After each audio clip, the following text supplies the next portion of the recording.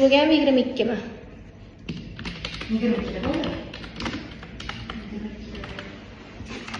Trana kasallik. Nimada shifona bo'lgan? Xo'p, demak, birinchi homiladorlik qachon bo'ldi? Nechinchi yil? Iyul oyida bo'ldi. 2024 iyulda bo'ldi.